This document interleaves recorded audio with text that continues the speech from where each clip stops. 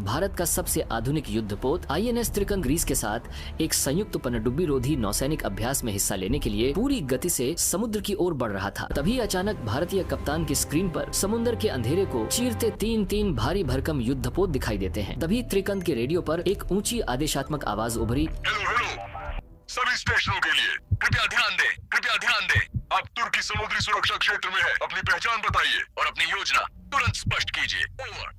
Hello, ये INS त्रिकंद call sign त्रिकंद 1 radio सुन रहा है। कॉल साइन त्रिकंद 1 रेडियो सुन रहा है। ओवर। ये हमारी सुरक्षा जांच है, तुरंत वापस लौट जाइए। अनुपालन न होने पर बल प्रयोग किया जा सकता है। ओवर। ये अंतरराष्ट्रीय जल क्षेत्र है, कृपया तुरंत 20 डिग्री स्टारबोर्ड मोड़े। कम से कम 1000 मीटर की सुरक्षित दूरी बनाए रखें। अंतरराष्ट्रीय समुद्री कानून का पालन करें। ओवर। हम आपके आदेशों की परवाह नहीं करेंगे। अपनी स्थिति तुरंत बदलें, अन्यथा परिणामों के लिए तैयार रहें। ओवर। हम फिर दोहराते हैं, INS त्रिकंद अपनी स्थिति बनाए रखेगा। कृपया तुरंत पीछे हट जाएं, किसी भी अनावश्यक टकराव से बचें। ओवर। लेकिन तुर्की ने जैसे ये शब्द सुने ही नहीं या जानबूझकर अनसुना कर दिया, बल्कि अपने तीनों जहाजों को और भी करीब ले आया। अब दूरी इतनी कम बची थी कि किसी भी वक्त एक छोटी सी गलती, एक चूक या एक गलत फैसला भीषण सैन्य टकराव को जन्म दे सकता था। ये कोई मामूली नौसैनिक झड़प या साधारण गलतफहमी नहीं थी।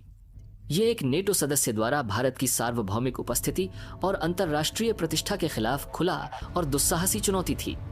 दिल्ली ने तुरंत नियंत्रण संभाला और तुर्की की राजधानी अंकारा को एक बेझिझक कड़े संदेश के साथ कहा, बिना शर्त 8 घंटे के भीतर अपने जहाज वापस बुलाओ, अन्यथा भारत निर्णायक अपरिवर्तनीय कार्रवाई करेगा।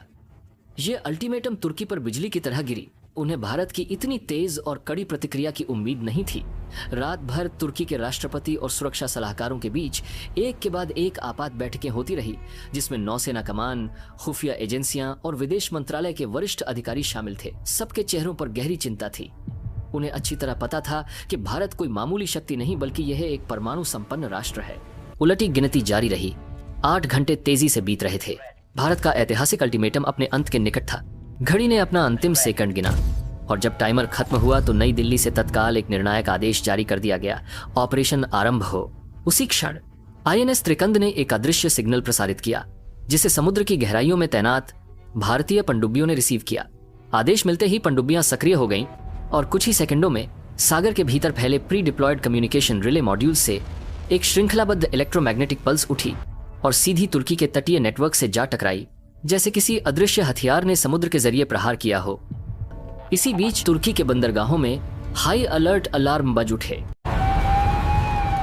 Unidentified contact bearing 090. All ships mobilized. Sweep the harbor.